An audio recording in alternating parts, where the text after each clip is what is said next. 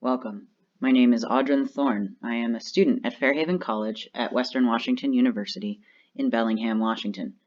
This is a presentation for Scholars Day 2020 regarding an independent study project researching Indigenous perspectives and experiences with what Westerners call disability.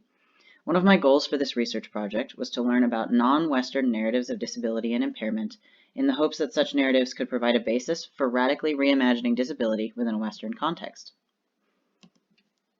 As a white settler, I am indebted and profoundly grateful to the Coast Salish people as I live and study on their ancestral homelands.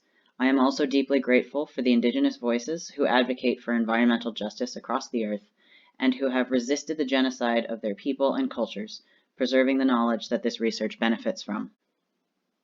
I encourage you to take a moment to consider the ways in which you have benefited from the knowledge, experience, and actions of the original inhabitants of the land you are currently occupying. There is an online map that can help you determine whose land you occupy if you are unsure. The link is in the description of the video. I am also personally indebted to Dr. Dolores Calderon for sponsoring this ISP. I will be discussing various groups of Indigenous people from across the world. I will be making general statements about the beliefs, approaches, and perspectives of Indigenous peoples. Historically, colonizing ideology has constructed Indigenous groups as fundamentally identical to each other, and it is not my intention to promote that ideology here.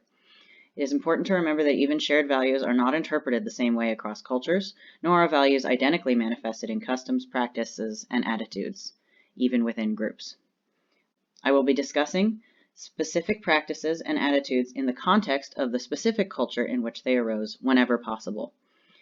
Where it is not possible, I am primarily relying on Indigenous researchers to summarize Indigenous values. With all that in mind, I've learned that Indigenous cultures generally do not have a word for disability. Disability is a Western concept grounded in Western values. Often, Indigenous people today with impairments do not identify with the term to describe themselves. My goals for this project were as follows: to understand the entanglings of ableism and colonization as oppressive forces, to learn about impairment or disability from an Indigenous perspective, provide students and faculty with some much-needed critical disability studies and resources at Western. At the time of recording, there are no consistent critical disability studies courses on Western's campus. For this project, I read 18 articles on the intersections of indigeneity, disability, and colonization. I wrote reflections on 3 or 4 readings. I wrote a final paper summarizing my findings, and most importantly, I created an annotated bibliography which I hope will provide students and faculty with a quick guide to the articles I read so they can more quickly determine which articles are best for their research or classroom purposes. My thanks to Professor Dan First Scout Rowe for introducing me to this format. The readings, reflections, final paper, and annotated bibliography, as well as additional resources, including the script for these videos, are currently available in a Google Drive folder. If you want to access these materials, I will provide my email address at the end of Part 4. In addition, hopefully, with the help of the Disability Access Center and the budding Disability Studies Institute, I will be able to provide audio versions of the readings as well. Before diving into my findings, it's important for me to acknowledge that I am not Indigenous, I am a white settler. I have collected and synthesized the work and voices of many people, many of them Indigenous, to create this summary, this presentation of that synthesis. I encourage you to go read these works for yourself and to seek out other Indigenous understandings of these topics. I hope you will not take my work as the be-all end-all, but merely as a jumping-off point. So my findings were the following. Unsurprisingly, Indigenous people with disabilities suffer under compounding and intersecting oppressions across the world. The second is mere translation. The third is imperial entanglements, the ways in which ableism and colonialism are inextricably linked through the production of impairment by colonialism and eugenics. My fourth finding was that the different perspectives of disability between the West and Indigenous peoples are rooted in differing values. I will explore Western models of disability, which are based on Western values in this presentation, and I will also explore Indigenous understandings of impairment, which are based on Indigenous philosophies. The report, Indigenous Persons with Disabilities, Access to Training and Employment by Minerva C. Rivas Velarde, provides case studies of the strategies used by 7 nations to attempt to combat the discrimination, social inclusion, and lack of access to education that affects Indigenous people with disabilities. The results of this report are much as expected. Generally, the picture is not good. Indigenous peoples with disabilities experience more difficulty in accessing work training because of racism, poverty, and ableism. Strategies in various countries have met with limited success.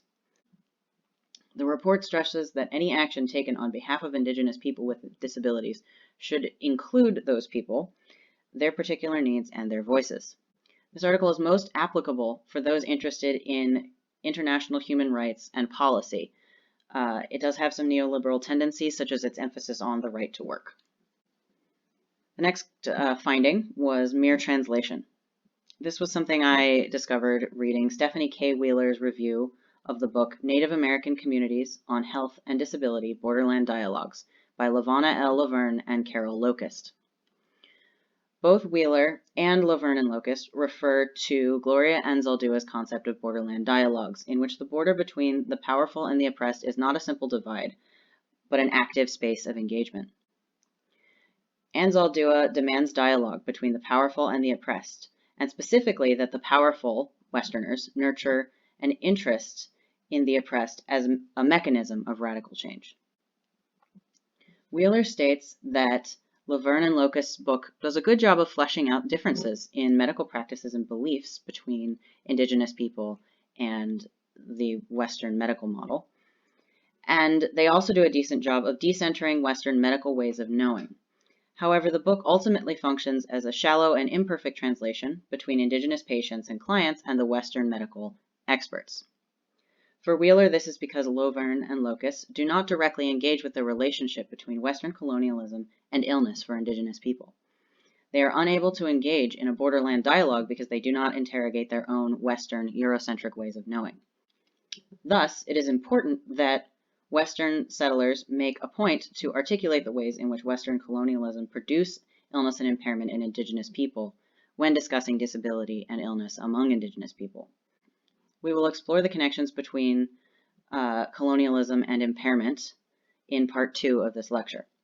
In part 3, we will interrogate the ways in which Western understandings of disability and indigeneity are informed by Eurocentric values. In part 4, we will explore Indigenous values and how those values inform a few specific traditional Indigenous understandings of impairment.